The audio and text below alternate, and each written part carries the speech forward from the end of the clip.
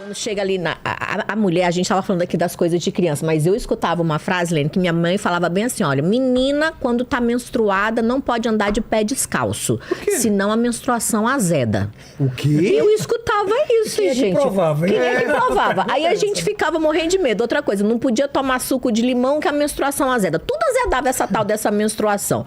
Então, acho que a gente pode começar falando desse período aí, das primeiras menstruações. A TPM, que é uma coisa extremamente comum, né? E aí a gente vai entrando, vai passando pela vida da mulher aí, vamos falando de gestação, e aí a gente entra na menopausa, porque a menopausa é o fim do processo aqui. Coisas que o homem não sabe e coisas que a mulher precisa saber sobre a menstruação. Bacana, excelente. Primeira coisa, menstruação é a data, né? Quando a gente chama de menarca, é a data da primeira menstruação. Aí isso já é uma primeira informação. Depois como a gente vai falar sobre tudo da vida da mulher, deixa eu só contextualizar aqui uma coisa importante. Se a gente traçar uma linha desde o nascimento de uma menina, ela vai passar do nascimento até a primeira menstruação, ali está na infância. O dia que ela menstrua pela primeira vez chama menarca. Do dia que a menina menstrua pela primeira vez até os 40 anos de idade, esse período aí chama menacme, que é o período reprodutivo. É o momento em que engravidar é mais fácil. Tá. Dos 40 aos 65 é um período da vida chamado climatério. No meio do climatério existe a data que a mulher menstrua pela última vez, que chama menopausa.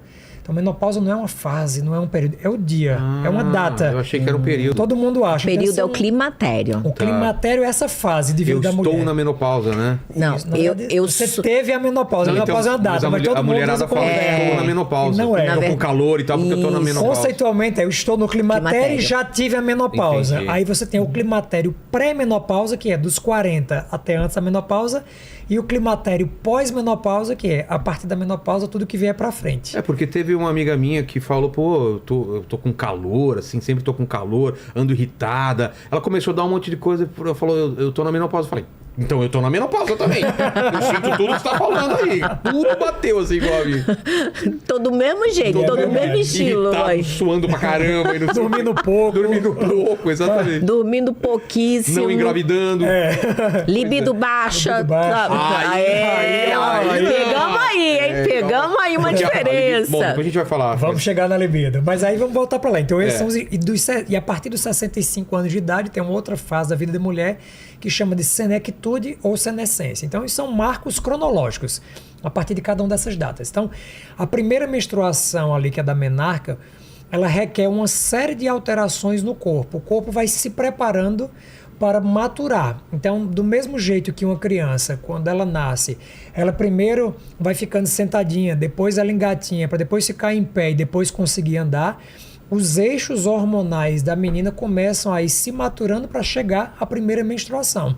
E por isso que existe uma sequência de fatos. Então, antes da puberdade chegar, existe a telarca, que é o crescimento do broto da mama, depois a pubarca, que é o nascimento dos pelos pubianos, depois a menarca, que é a primeira menstruação. Então, antes da primeira menstruação chegar, já começa a dar sinais. O corpo vai dando sinais. A menina começa a ter um brotinho da mama, depois os pelinhos vão nascendo. Isso acontece depois mais chega ou a menos menstruação. Que idade? A média no Brasil é em torno de 8 anos. E aí, 8 anos? E aí é muito legal Mas a gente... é verdade, falam verdade. que tá sendo mais... precoce. Mais precoce, É de 8 a 12 Antigamente, anos. há 30 anos atrás, 20 anos atrás. A minha mãe menstruou aos 17 anos de idade. Nossa. Bem tardiamente. Já é considerado de bem tardiamente. Depois de 16. Eu menstruei, eu tava com 11 anos e 11 meses. Eu lembro direitinho. Eu fazia aniversário em março, 12 anos em março. E aí, quando foi em fevereiro, eu fiquei menstruada.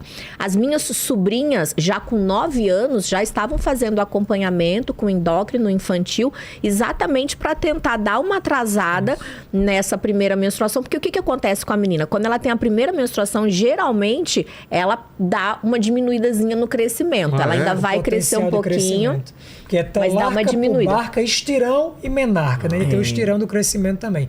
Então, a idade média no Brasil não é 8. 8 é a primeira fase. Então, começa dos 8 até os 14, e a média no Brasil é em torno de 10 a 12 anos. Isso aí. E aí, antes dos 8 E aí é precoce, muito legal para as mães tá saberem isso daí, porque aí muitas vezes a mãe quer levar a menina depois que a menina já menstruou no ginecologista. Isso não é o ideal. Sendo que não, deveria fazer um acompanhamento antes ali, que hoje a gente já tem ginecos infantis ali que acompanham acompanham as crianças. O endócrino, aí, eu sou mãe de menino, levei os meninos no endócrino agora também. Então a gente precisa acompanhar essa fase do crescimento. E aí uma coisa muito legal, trazendo para minha área, que é a área da ginástica íntima, da saúde íntima, já falei isso aqui outras vezes e repito, eu acho muito legal quando as mães ensinam as próprias filhas a fazerem o exercício do aperta e solta, do pompoarismo. Pra quê? Pra que essa menina não tenha cólica. Porque quando a gente é muito nova, a gente tem muita cólica menstrual. O que é uma cólica? É uma contração do útero para eliminar aquele sangue do endométrio ali que ficou dentro do útero. E aí, quem é mãe, quem é menina, deixa aqui pra gente, ó. Quanto mais cólica você tem, mais saem uns borrões na menstruação. Então, a cólica é essa contração uterina para eliminar aquele borrão. Quando a gente pratica os exercícios do aperto e solta, o que eu tô fazendo? Aumentando a circulação sanguínea. Quando eu aumento a circulação sanguínea local, eu não tenho a formação de coágulo. Se não tem coágulo, não tem cólica. Bastante. Então, é uma questão de saúde em todas as épocas da vida. Então, a menina de 12, 13 anos de idade já começa a treinar para poder não ter cólica. Porque eu lembro, quando era criança, meu pai tinha que me buscar na escola todo mês, porque todo mês eu tinha cólica de desmaiar. Todo mês. Então, quanto mais novinha, mais cólica a gente tem. Aí vai passando, os hormônios vão vindo, vai crescendo, o corpo vai se adaptando ali. Mas é um desconforto bem... Isso que você comentou, vale a pena a gente até trazer uma informação aqui para você, mãe de menina que tá aí. Primeiro, a gente entender que cólica é uma coisa comum, mas a cólica limitante, que faz com que a criança não vá para a escola, que não desça para brincar no play. Essas cólicas incapacitantes em meninas jovens, a gente tem que levantar uma red flag, uma bandeirinha vermelha aí, que pode ser endometriose, que é a doença do menacme, ou seja, a doença da menina depois da menstruação até o climatério mais comum em saúde da mulher. Só que no Brasil tem quase 10 milhões de mulheres e meninas com diagnóstico de endometriose, que é uma doença extremamente comum e limitante, e que o primeiro sinal, quando ela apresenta sintomas, são essas cólicas menstruais muito intensas, incapacitantes, que geram desconforto. E aí, o que acontece? Essa mulher, ela vai indo, vai crescendo, entra na vida adulta. E aí, entrou na vida adulta e entra na fase sexual ali, né? A gente espera que chegue na... que esses meninos de hoje em dia tão precoce, né, gente? Eu que trabalho com sexualidade, as meninas e os meninos mandam pergunta com 14, 15 anos de idade. Eu falo, aguenta lá, galera, segura a onda aí. E o mais engraçado é que a gente que tá aqui em São Paulo junto, a gente convive muito... Sai com o Kátia, tem um monte de criançada que chega. Posso tirar uma foto com tia Kátia? Eu olho, vai estudar, moleque. Tu tem 10 anos, 11 anos. Não tem que conhecer tia Kátia ainda.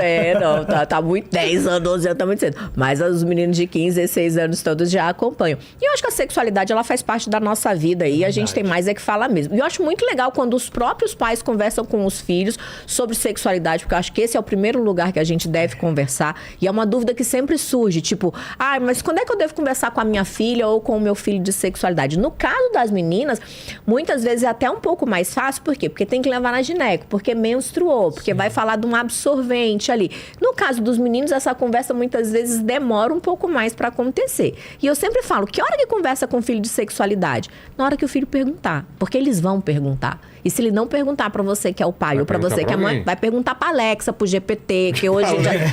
GPT? Vai perguntar. Galera tá se menino. Alexa, o que é orgasmo? Imagina. Por que meu pipi fica grande? Eles saem perguntando. Então, acho que essa conversa, a primeira conversa, ela tem que ser dentro de casa e com naturalidade. A referência vai ser dos pais, né? E aí você passa a visão que você quer dar da sexualidade baseada nas suas crenças, enfim, na sua religiosidade, no que você quer ensinar pro seu filho, E né? tratando...